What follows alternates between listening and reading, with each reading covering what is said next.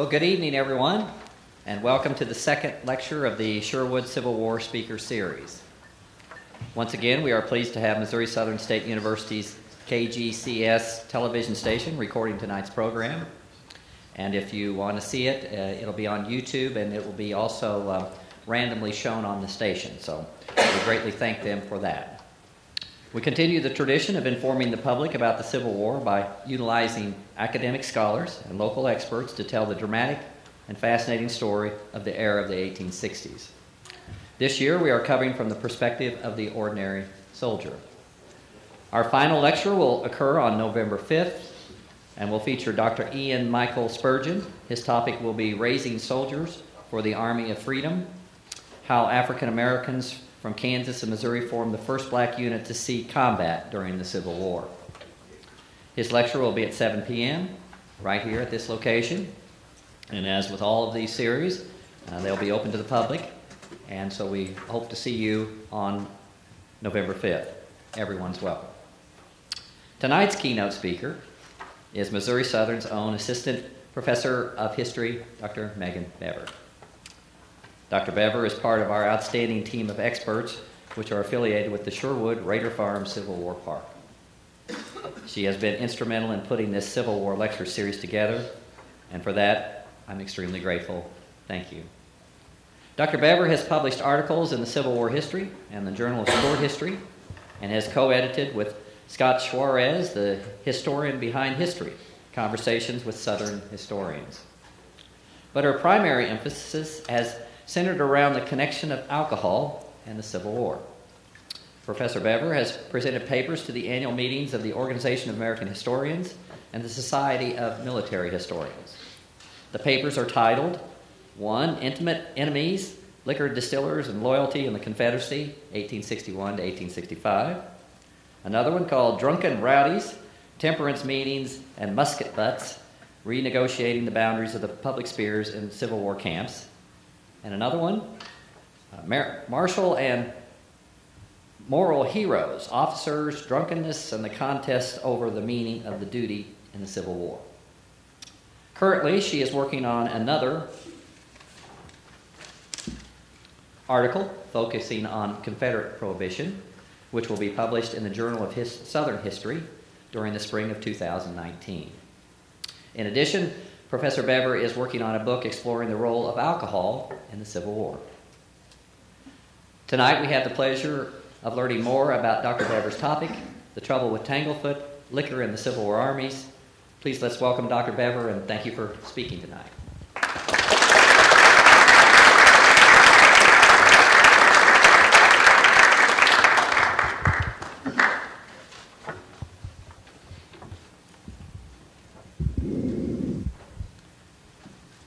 Thank you, Brad, for that very generous introduction. And I would like to thank the other organizers of the Sherwood Speaker Series, Shakira Rhodes and Paul Tevereau, have been instrumental in this planning process along with Brad and I. And thank you all for coming out on a Monday night, and for so many students who have come out during week 8, which is midterm time. So I appreciate your being here tonight. So the title of my talk is The Trouble with Tanglefoot, Liquor in Civil War Armies. And to begin this evening, I would like to take us all to a place called Germanna Ford along the Rapidan River, which is in Virginia. In December of 1863, the 5th New York Cavalry was instructed to construct its winter quarters at Germanna Ford, specifically on a hill called the Devil's Leap. This hill had a lot of timber on it, and in fact, the 5th New York Cavalry was racing to get the timber for their own winter quarters before the Confederates encamped on the other side of the river got the timber for their own. So time was of the essence, in a sense. The soldiers, according to their regimental histories, they were wet and miserable. It rained most of the time they were constructing this camp. And the way that this worked was that all of the soldiers would pool their carpentry skills that they brought with them from home, and an officer known as an adjutant would oversee and organize the construction. He would make sure that everybody was doing what they were supposed to do, that the camp would be organized into rows, those sorts of things. Everything went well enough, despite the rain, until December 30th. And on December 30th, the adjutant decided to leave one afternoon and go for a jollification time with one of his buddies. And for those of you who are wondering, a jollification time means you go out and get drunk. He had an enjoyable afternoon, apparently had an enjoyable evening, came back to camp after dark, and decided to use the latrines, which presumably were newly constructed. As he went to use, the latrines were a ditch, if you will, and as he went to use them, he lost his balance and toppled headfirst into the sinks. He escaped without serious injury, you'll be relieved to know. He soiled his entire suit of clothes, and the men in the 5th New York Cavalry told this story hilariously. We also know that the next day, construction on the winter quarters ground to a halt, presumably because our adjutant was either drunk, still hungover, or maybe doing laundry, perhaps, some combination of these things. The reason I start with this story is obviously, first of all, because it's hilarious. But second of all, I start with this story because it actually has a lot of the elements that contribute to Civil War drinking, even though it seems random. The soldiers in this story, importantly, are cold and wet from exposure. It's been raining. They are performing what the military calls fatigue duty. This is the construction of their winter quarters. They're in winter quarters. It's not campaign season. The officer starts it, right? The officer is the first person to get drunk. And the results of this drunkenness, even though it's fairly minor, the results are a mishap and chaos and a halting of work that is supposed to be done. So this is Civil War drinking in a nutshell. And what I want to do tonight is spend some time exploring this military culture that leads the poor adjutant to drink until he falls into the sinks. I argue that there are military regulations in place that cause this to happen. So what I want to do first is explore the ways that liquor is an integral part of military medicine and military life. And then I want to demonstrate how officers and soldiers expand those definitions of what's appropriate, expand those regulations to fit their own drinking. The result, which will be the last thing I'll explore, is the chaotic environment that they create. So I'll begin by talking just a little bit about what liquor is used for in Civil War medicine. I think that most of us, if I talk about alcohol, the thing that comes to our minds, first of all, is that it's a depressant. Right? This is how we regard alcohol. We use it for its numbing effects, whether those be literal pain-killing or some kind of an emotional numbing that we're looking for. This is typically the way that we think of alcohol. During the Civil War, first of all, they don't really call it alcohol. They call it liquor or ardent spirits or some combination of that. But they regard alcohol as a stimulant. And this is sort of a strange thing for us to get our heads around. But during the Civil War, both the Union and the Confederacy published manuals, medical manuals. And I'll just read some quotations out of this for you to give you an idea of how they're thinking of liquor. A Confederate surgeon, John Julian Chisholm, describes 2 ways that liquor stimulates the body. It could, first of all, reinvigorate a body that had lost a lot of blood, or it could restore nervous energy when men were in shock. Union Surgeon General William A. Hammond adds that when people become intoxicated, the nervous and circulatory systems become excited, the mental faculties are more active, the heart beats fuller and more rapidly, the face becomes flushed, and the senses are rendered more acute in their perceptions. So parts of that we would recognize, but maybe the acuteness of one's perceptions is not maybe the way we would describe drinking too much. Now, because of all of these effects, Hammond thinks that alcohol could be dangerous. if soldiers drank too much. He says it becomes poison. It's a bad thing. But he still suggests and recommends that all Union hospitals keep it on hand. That it's useful as a medicine is important when we're thinking about Civil War hospitals. So in the war, we've got surgeons on both sides prescribing liquor when soldiers are sick or when they're wounded. So that's our basis for understanding alcohol. It's a stimulant. It helps the body by giving it a jolt of energy, if you will. So how does this look in practice? What essentially happens is that in addition to these journals, both Union and Confederate militaries establish these regulations of when they want rations of alcohol to be doled out. And I really, in my research, find about 4 official uses of liquor, and specifically liquor rations. The first of these, as I've already talked about, is combating illness. If the soldier is ill or if the soldier is wounded and he goes to the hospital, he is probably going to get a ration of whiskey or brandy, depending on what's on hand. The second use of liquor is in preventing malaria. In the 1860s, it's important to remember that no one knows what causes malaria yet. They haven't figured out that it's a mosquito-borne illness. They haven't figured out that that's the vector.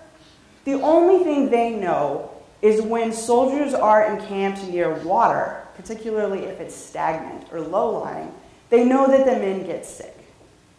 So they figured out the environment that causes it. They haven't figured out the actual cause. They know how to treat it, though. And in this case, Civil War doctors are borrowing from the British Empire. The British Empire had figured out in the decades leading up to the 1860s that you can prevent or treat malaria with a medicine called quinine. The trick with quinine is that it is so bitter, most humans can't stomach it just drinking it straight. So quinine is always cut with something. If you have had any tonic water, you'll notice that it says on the bottle that it's made with quinine. You'll notice the tonic water has a bitter taste. That bitter taste, excuse me, I have a cold. You'll just have to bear with me tonight. The bitter taste that the tonic water has is coming from the quinine. You've got to cut it with something. The British Empire tends to cut it with rum or gin, but in a Civil War, most of the doctors will cut it with whiskey because that's what they have. So anytime, by 1862, anytime soldiers are encamped in a swampy or a wet area, the field hospitals know to give them whiskey and quinine rations. So that's the second official use. The third use is where it starts to get murkier. We're moving beyond the medical department at this point, and we're looking at the ways that other Army officials dole out rations. And they do this when they want to mitigate exposure. Soldiers spend a lot of time outside. They spend a lot of time in rain and snow and mud, a lot of times in heat. Excuse me. The idea is that if you give someone a whiskey ration, again, it will stimulate their body, help them recover if they are too wet or too hot or too cold or whatever. This is most commonly used in a case where a soldier would be doing picket duty, where they're out all night by themselves in whatever weather they're experiencing at the time. The fourth use is in combating extreme fatigue. The military regulations seem to suggest that this means that soldiers can have a whiskey ration when they are doing fatigue duty. And fatigue duty is the kind of work that soldiers do that is manual labor that doesn't involve fighting. So if you are digging ditches or building a bridge, burying bodies, building winter quarters, as we saw, those kinds of tasks that need to be done to make the infrastructure of war, those kinds of tasks are called fatigue duty. And soldiers don't like to do them. They are exhausting. So the men are given the whiskey either to stimulate them after they have completed the tasks, which are exhausting, or to raise their morale, right? You've got to do a crappy job digging trenches, but at least you get the whiskey. Some men get extra pay. Sometimes they get to choose. Do you want extra pay or do you want to drink? So that's the trade-off that they have. So this all seems straightforward enough, right? We've got these 4 official uses. Everybody knows the way that they work. They even measure out how much liquor is in a ration. Specifically, in the Civil War, these liquor rations are measured in gills, which is probably meaningless to most of you. I put up a comparison so you can see how a gill compares to a shot. And if you don't have to be that good at math, but a gill is a little over 2.5 shots. So if you get your full ration, it's not a bad drink. A lot of times the men only get half a ration. That tends to keep things under control a little more than full rations do. But you can see if you're reading in a Civil War diary and someone says, well, I didn't want my ration, so I gave it to my buddy, and he had 2, you can see how this causes a problem, right? Because somebody has had more than 5 shots in a very quick span. So the rations are generous. That's not really the problem. The problem is that the decision to give out the ration is left to the discretion of a commanding officer. And for those of you sort of familiar with the military at all, you may be thinking, well, so a general? Or a captain? Or the colonel of a regiment? Like, who are we talking about here in the chain of command? The answer is yes. It's the commanding officer is whoever in the chain of command decides to make the decision. So in some cases, it is the man at the top. And one of those cases happens after the Battle of Fredericksburg in December 1862. Fredericksburg sort of came up last month, for those of you who were here for Professor Thompson's talk. But it is a battle that Confederates win. It is an embarrassment for the Union Army of the Potomac. And it happens right before Christmas, so as the holidays roll around, Confederates are riding pretty high and the Union troops are completely demoralized. But in the Confederate Army of Northern Virginia, the commander, Robert E. Lee, decides that they are not going to have any whiskey at Christmas. He just makes the decision. And I know about this decision because the soldiers complain about it. They don't have nice things to say about General Lee at this point. Nearby, the Union's Army of the Potomac is encamped. They're demoralized. In fact, their general, Ambrose Burnside, he has been fired. He has been replaced by a man named Joseph Hooker. And Hooker decides that perhaps there has been a defeat, but he has been promoted. So he's fairly happy about that. And the holidays are right around the corner, so General Hooker decides that everybody is getting whiskey rations. So you have these two, both generals have made this decision. For everyone in the ranks below them, one has decided there will be no alcohol. The other has decided there will be plenty. Those of you who know a little bit more about Civil War history are probably not that surprised about those men making those particular decisions. General Hooker maybe liked whiskey rations more than other people sometimes. What happens most of the time, though, is that this decision gets passed down the chain of command. And what will end up happening is that instead of a general making this decision for a corps or a brigade, you will have these decisions being made at the company level or at the regimental level. So in some cases, you even have captains deciding who's going to drink and who isn't. And what I see is that the captains have a broader definition of exposure and fatigue than perhaps the authors of the regulations did. So one of the ways, or one of the times that lower ranking officers use whiskey rations is during marches. They decide the men are exposed during a march. They're not wrong about this. A march is also fatiguing, this is also true.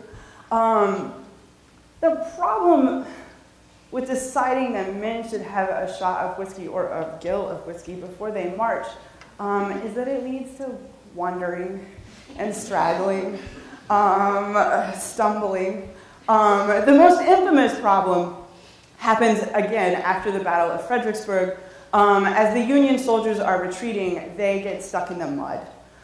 This event is known, it's rather infamous, it's known as Burnside's Mud March. But one of the reasons it's such a catastrophic mess is because the commanding officers, again, middle-ranking officers, decide that the soldiers are so demoralized that they need a drink. So in addition to it being muddy, the men are drunk, they're mad, they're angry, and so they get drunk and they start fighting with each other. So the Mud March is the most severe disaster that happens because officers have decided to give their men liquor rations during a march. The other mishaps along the way or throughout the war are a little more small in scale. Some officers as well decide that they are going to use whiskey rations during battle. And this is most assuredly not what higher-ranking officers had in mind. But again, their idea is if alcohol is a stimulant, you can give it to men before they're supposed to charge, which is terrifying. And the men will then basically have the energy that they need to complete whatever life-threatening task is in front of them. The problem, again, is that it doesn't quite work. And in one case of this, I don't even know the poor captain's name. This guy shows up in a diary of a captain from the 25th Massachusetts, and he's in there, and his name is never mentioned. But this poor captain gives his men a whiskey ration before they are supposed to line up and charge. And when he gives them their signal to move forward, the men are drunk by this time, and there's a ditch behind them. And they all jump in the ditch and huddle, which is not a foolish thing to do, right? You can't quite blame them, but their poor captain then proceeds to stand and scream at them, and he has tears streaming down his face, trying to get the men to get out of the ditch, and he tells them they're disgracing themselves, but of course they don't really care. So these are the kinds of things that can happen when men are making decisions at the spur of the moment about when you give a ration and when you don't.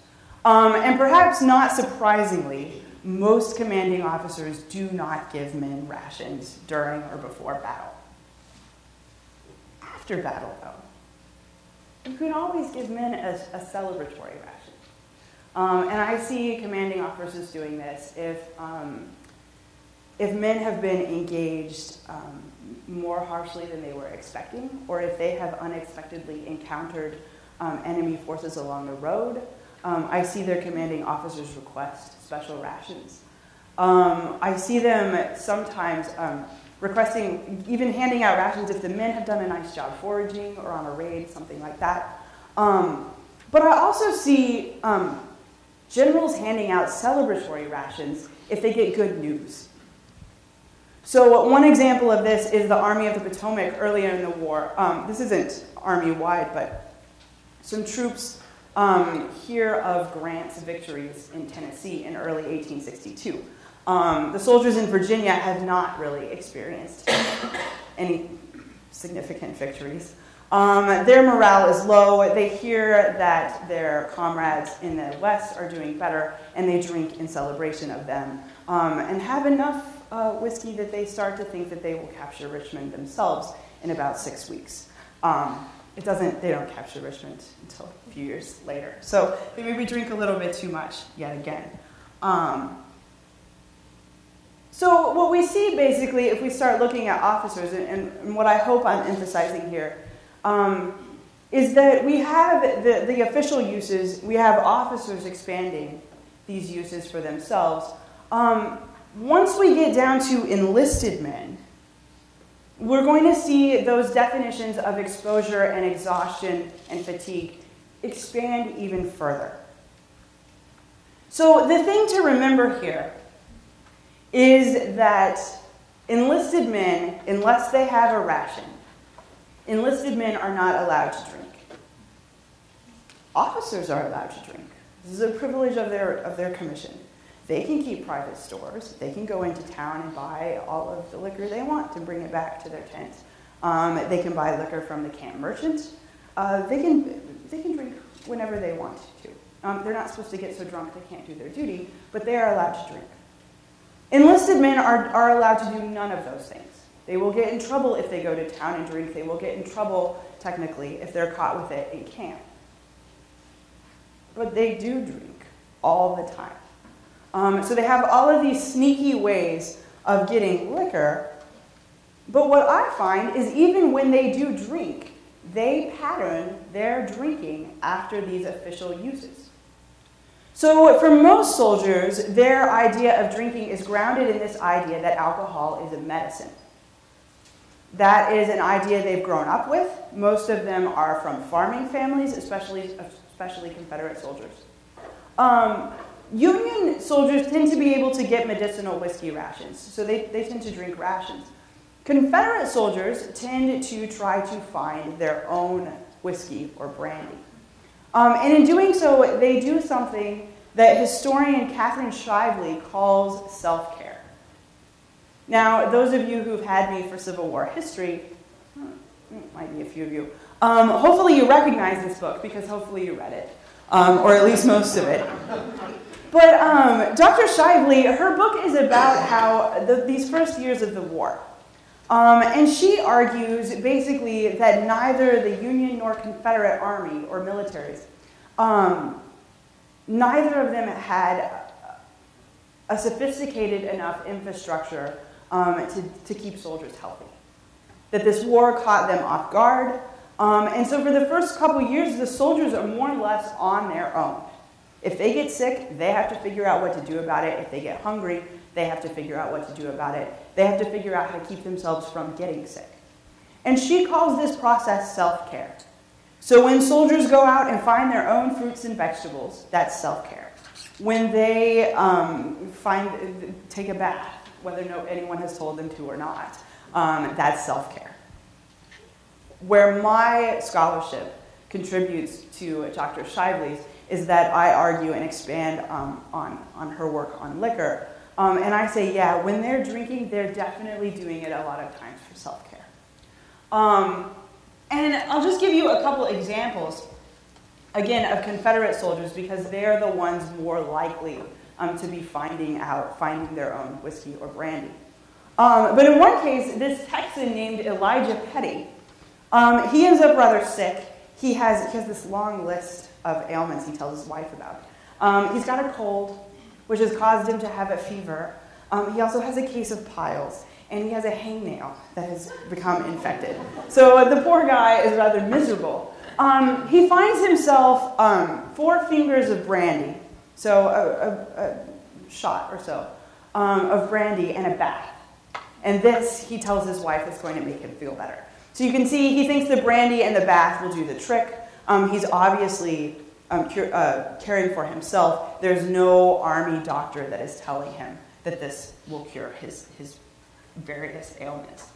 In another case, a Mississippi soldier named Robert Moore, he comes down with the measles, and he buys himself ginger, and he buys himself brandy. He mixes the two together with tea, and this is what he uses, he thinks, to treat his measles. And he says it makes the measles go easier.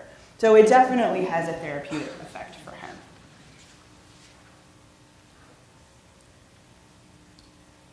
So again, these are really straightforward medicinal uses of liquor. These are not soldiers drinking haphazardly. They have a purpose. They're using the liquor medicinally. But beyond this, when we start getting into those months that soldiers spend in winter camp, what I start seeing, again, is that these conceptions of self-care or combating fatigue, the definitions widen. Now, when most of us think of the Civil War, my guess is we think of images like this, or maybe some of you never think of the Civil War at all, which is fine, I guess. But this is kind of the mental picture if you're a Civil War nut. This perhaps is the mental image you have. Wright's men of the 20th Maine charging bravely down a hill. Maybe you think of Pickett's Charge as something from kind of grandiose film about the war. These images aren't completely inaccurate. They're just not the way that soldiers spend most of their time. So this might happen to a soldier for a day or two, maybe a few times a year. Most of the time, the soldiers spend in camp. And this is especially true from about December through February or March. So again, those of you who were here last month, you heard Dr. Thompson talking about all of that fraternization across the river. All of that is happening during winter quarters, when the soldiers are holed up somewhere for weeks on end and they're bored. Winter quarters look like this. So this is an example of Confederate quarters. This is an example of Union quarters. They are temporary cities made of little cabins or little tents where the armies spend the months that they aren't campaigning. And what soldiers try to do when they're in winter quarters is they try to make them as much like home as they can. So historians who study this, they find that soldiers, they room with their friends and they make little furniture for their tents, and sometimes they try to make fireplaces. That doesn't always go well. Sometimes they make little landscaping, like they'll make a front walk and they'll put little rocks on it. They're desperately trying to do something that makes them feel not so homesick. So what I find is that they spend these long nights in camp trying not to get cold and trying not to get bored, and whiskey happens to help. Some of them just keep the jug of whiskey by their bed, which is, if you can take a drink of it in the night and keep yourself from getting cold. That's straightforward. Whiskey poker, maybe not a medicinal use of alcohol at first glance. They gamble a lot in the evenings, and they drink a lot of alcohol, and they eat a lot of oysters. They have nothing else to do. But they do this with their friends. They do this because they miss their families. And basically these games and snacks, if we want to call them that, they help take the edge off of the depressing state of winter quarters. And where I see this the most is at Christmas. This is where I think it becomes really obvious. Most of these soldiers come from families where their Christmas holidays are full of drinks. They will pool their resources to try to buy a gallon of whiskey or brandy that usually costs them about $30 to $50, if you can imagine. So they will pool their resources. They will buy this whiskey. Their hope is to have some kind of a dance or a party once they have it. Union soldiers, in some cases, they try to make punch. I don't know with what, but they try to make punch, or they try to make eggnog. They put a lot of effort into trying to make their holidays festive. They will invite civilians to join them, especially if those civilians happen to be women. But what ends up happening is then they write to their families or they write in their diaries that they didn't have very much fun. So in one case, a guy named Charles Francis Adams Jr., and in case you made the connection, his grandpa was a president of the United States and his great-grandpa was a president of the United States. But he has a Christmas dinner of tough beef and wretched commissary, and he writes to his family that he is incredibly miserable. So it doesn't always help just to have a ration or just to have something to drink. Another soldier from Florida writes in his journal that he drank some but didn't feel very merry because it just made him more homesick. So what I argue essentially is that at Christmas and at other times what the men are trying to do when they're drinking is combat homesickness, is to try to make camp feel a little less miserable. And essentially they're drinking, and we would recognize this, right? They're drinking because it numbs whatever acute sadness they're feeling or whatever trauma they're dealing with. What ends up happening, though, the men may describe their drinking medicinally. They may talk about being exhausted. They may talk about the rain or the mud and the warmth that the liquor generates. But what ends up happening is that men drink whenever it suits them and whenever they can get it. Confederate soldiers can't get alcohol as often as Union soldiers can. But the result on the ground is chaos. If you have soldiers sneaking in liquor into camp, camp merchants selling it on the sly, men will drink and then they will get into trouble. And this could be as simple as them making a lot of noise at night, them having a party and getting stuck in the bushes. So something that's annoying to their comrades but not really dangerous. But it can become more severe really quickly. A lot of men fight. Again, they're miserable anyway. They start drinking, they get angry. They start fighting with each other for no reason. They topple their tents. They destroy parts of their winter quarters. And more severely, they shoot each other. Remember that they're all carrying weapons most of the time. Men get shot accidentally. Men get shot on purpose. Sometimes officers get shot by drunken men. Other times, men who are drunk get too mouthy and someone else shoots them. So there are lots of examples of drinking ending in death for some stupid or foolish reason because somebody drunkenly fired a weapon. But this leaves commanding officers in a kind of a pickle. Because they have to discipline the men, but they have to strike this balance. They have to find something that's effective, but not something that is too overly cruel. They can put men under guard until they sober up. That's what they do most often. They can punish men with public humiliation, making them wear sort of signs or placards that say they're drunk, or making them do some kind of arduous activity, some arduous labor. But other times officers overreact and they do something cruel to the men. They do something that hurts them. In at least one case, I have an officer who hits a drunk upside the head and kills him. So this is a problem, right? These mishaps, it's not just that winter quarters aren't getting constructed. It's not just that men aren't marching where they need to go. This is a life and death kind of problem. And officers end up stuck with these vague military regulations that they've tried to enforce, more or less, that have resulted in a lack of discipline. And more than that, physicians start realizing that soldiers are over-medicated. This is sort of interesting to me. They don't have a name for alcoholism yet in the 1860s. That the notion that this is a disease comes later. They recognize when someone drinks too much. I mean, you can see it. They know what delirium tremens is, so they know when someone is a drunk and then sobers up. They can see them in withdrawal. But they think that over-drinking is a moral failure. So whereas we would regard it as a sickness, they regard it as someone not being man enough. And they argue that anyone is potentially susceptible to this. So the way that you keep from ending up morally depraved and intoxicated in a ditch is that you never touch the stuff.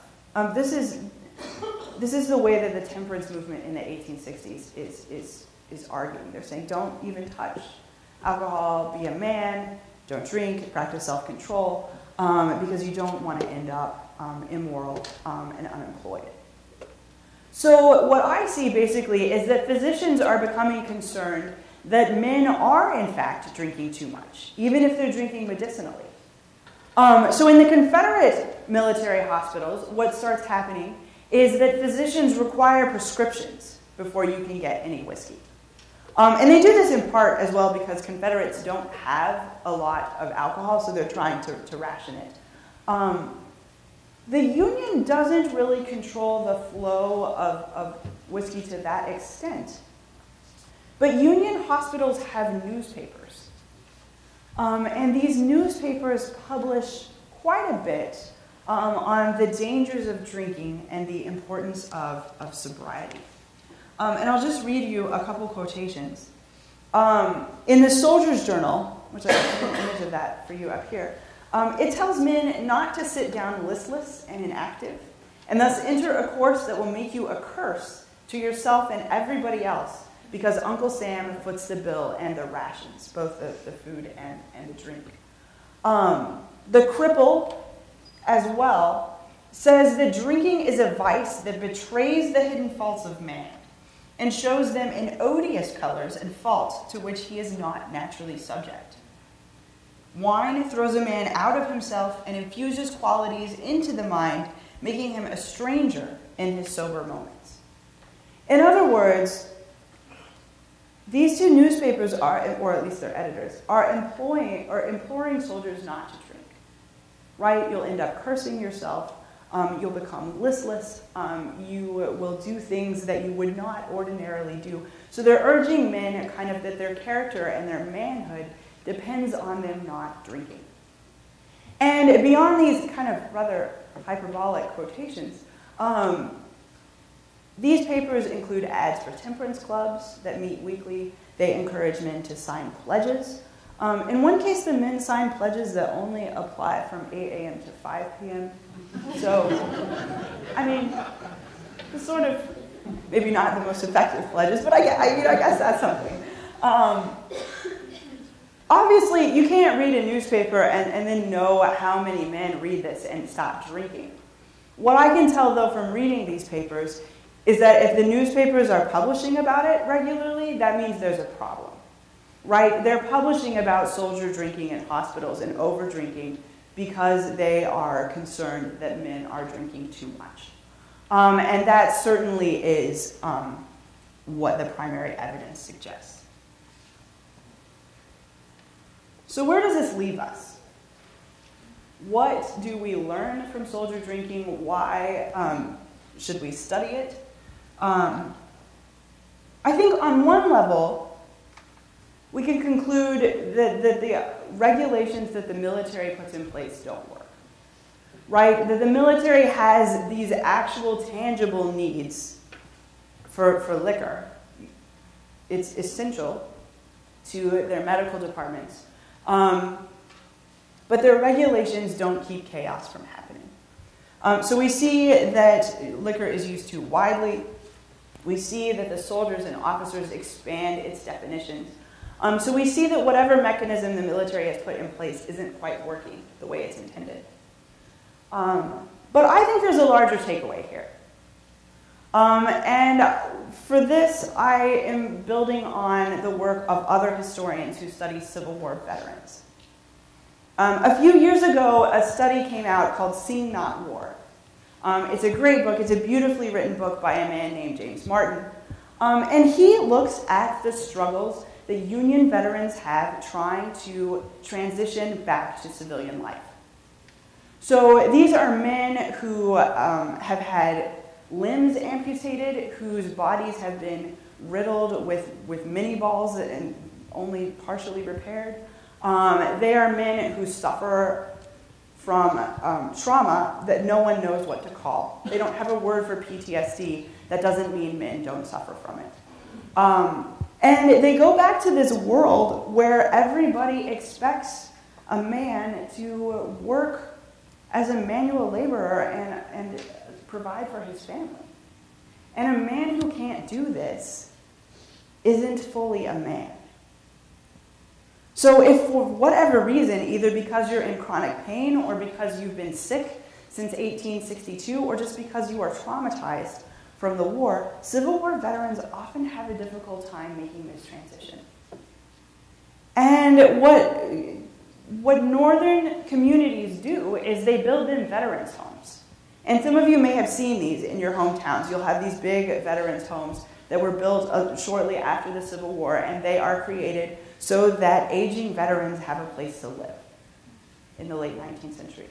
The men go there. They are fenced off from the rest of the world, and they are left to deal with their physical and mental traumas. And what Martin writes basically that they are allowed to have, the veterans home provide them beer, so they won't drink hard liquor. But the beer is this integral part of their lives, and it's a way that they self-medicate and cope with the trauma of the war. So I argue that if we step back to the 1860s, we're seeing the soldiers doing this already. That they may not be able to articulate that alcohol is a depressant in the same way that we do, but they definitely act as though it is, they know that it numbs, right? They know that they can drink it to cope with their illnesses. They know that they can drink it to cope with pain. They know that they can drink it when they are sort of emotionally overwhelmed by the war. And in fact, in one case, a commanding officer actually says, "I'm going to let my men party and drink in New Orleans because," and he quotes, "they eat, drink, and be merry, for tomorrow we die." They know they're so worried about death and they're dealing with that trauma of the war that they start to drink to self-medicate for this process. Civilians don't like it. They not only write about it in the hospital newspapers, they write about it in their own newspapers. They write to Congress and ask them to do something about it. And the men don't really care. The men basically start to justify their behavior by saying that they're sick, that civilians don't quite understand. So I think the larger takeaway, if we're looking at soldier drinking and why they drink, is they drink because they need to. They readjust definitions of health and masculinity so that it fits their own purposes. And in doing so, they remove themselves from mainstream culture and set themselves apart from the civilian population. Thank you.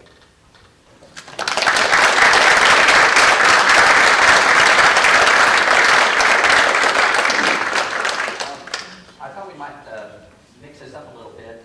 Thank you so much. That was just fabulous and very informative. Any questions for Dr. Bever?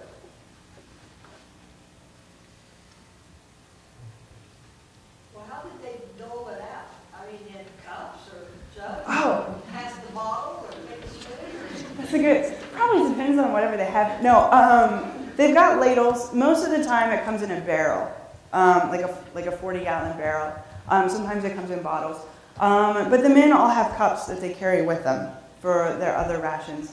So they would have that kind of a sort of their own implements, I guess you would say, but ladles as well. But if the men are just, like if they buy themselves a gallon and share it, I think they're just drinking out of the jug in most cases.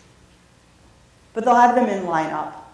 And some of the time, commanding officers will watch them drink it to make sure they don't give it to someone else or squirrel it away or do something else with it. So, yeah. Yeah. Were most of the documented instances that you found of liquor rations, was it Eastern Theater or was there quite a bit Trans-Mississippi? Quite a bit Eastern and Western. That's actually something I'm still trying to piece together.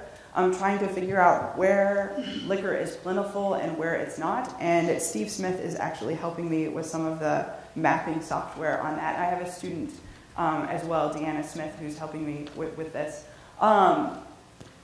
Tends to be, based on what I've seen, a little more irregular when you're out in the Trans-Mississippi. Or sometimes they'll have it in one place but can't get it from point A to point B because of guerrillas in the road or something like that. But as far as like Eastern versus Western, I haven't really noticed a discernible difference so far in, say, like Mississippi versus Virginia. Yeah.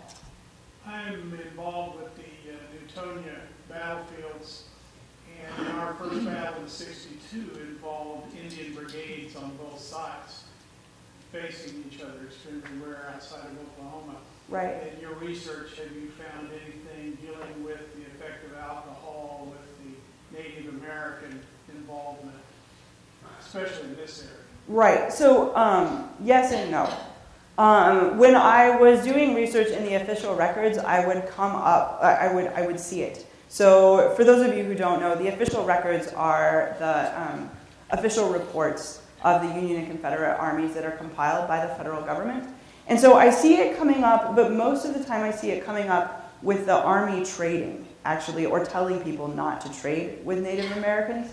But as far as engagements in the Trans-Mississippi that involve tribes, I haven't seen that as much in my research. partly because it hasn't been the focus of my research, more than I'm 100% convinced it's not there, if that answers your question. Is there any evidence of either army making their own alcohol or attempting? Yeah, sort of.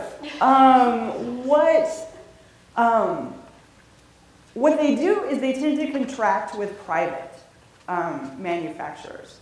And actually, this is one of those parts of my research that has frustrated me. I can't find the Union Army contracts, and it's not for not looking for them at the National Archives. Confederates are doing this too. And for Confederates, it's really interesting because there's severe food shortages and grain shortages in Confederate states. So most Confederate states actually prohibit distilling. But the Confederate government, so the national government, wants to contract with private distillers to make whiskey for its medical department. So you have this case where the state says no and the Confederate government says yes. The distiller has the contract with the national government, makes the whiskey, and then it has his whiskey confiscated, in some cases by the state of Virginia or the state of Georgia. So you have this conflict between a state power and a national power. But for the most part, what the armies do, rather than try to make it themselves, is they try to find somebody who can make it for them, and they form these contracts and have it supplied.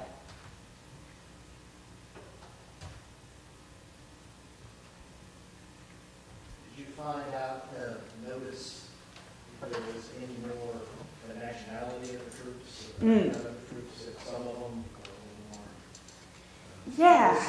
in their Right. So this is one of those things, I'm trying to be really careful in my research with this.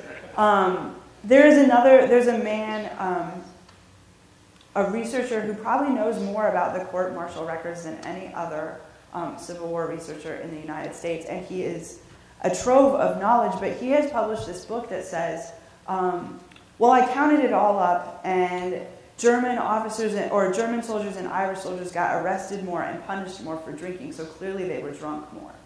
And I'm really skeptical of that conclusion because all it means is that they're targeted more, right? It means that they're doing something and not getting away with it when other men might be getting away with it. And the same thing might be true of African American soldiers. What I do know is that German soldiers get more access to rations than other soldiers. They're allowed to have beer when other soldiers are not. And it makes other soldiers very angry. So I do see that, and certainly for Irish soldiers, like the infamous Irish Brigade, they're definitely celebrating St. Patrick's Day and Christmas with alcohol, but not really in a way that's noticeably different from other soldiers that I find. So, yeah. Yeah. We noted during the Vietnam days, young men went off to war and many came back with alcohol habits, drug addictions, and so on. That probably has happened in many wartime, because of the stresses and so on, and the availability of alcohol. Let me share something with you. This is from an article in the Clover, Wisconsin Times of 1874. My great-grandfather, Sylvanus Lafayette Fox, went by S.L. Okay. Was with Sherwood, Atlanta, the Washington Sea, all through the Carolinas. And he and his wife were both religious people. And in fact, they established they were of different Protestant denominations, so they picked one that they could both be comfortable with and established that in this little town in central Wisconsin where they homesteaded. After the war, things changed. And this is his obituary. You read just a little bit.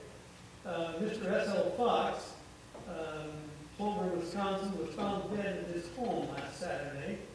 Mr. Fox, being a man of intemperate habits at times, had imbibed pretty freely that morning. It goes on, he was found dead by an undersheriff and another man who went to his house. This is about 1 o'clock p.m. He was found lying on the floor near the stove, dead.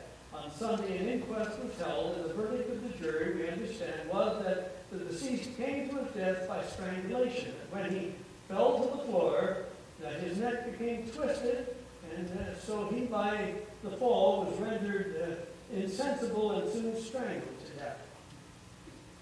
Here was a man who was a teetotaler, Right. and after 4 years, Right. he was pretty much an alcoholic. Right. And he's not the only one, based on numerous letters and diaries that I've come across. Yeah, that's a pretty common. It's a pretty common thing that people will write home even about their brothers or their friends. That someone who previously had never had a drop to drink has started drinking after a battle, or was sick for a while and never stopped drinking after that. Yeah, it's sadly a pretty common occurrence. How are we on time? Oh, wrap it up. All right. Okay, very good. Thank you, Thank you everyone, all for coming out tonight, and we'll be back here on November 5th, I believe, and we're going to have another great program, so I hope to see you then, and thank you so much, and everybody drive home safe. I know Dr. Bever will stick around for a few minutes if he has something to say to her, so thank you all.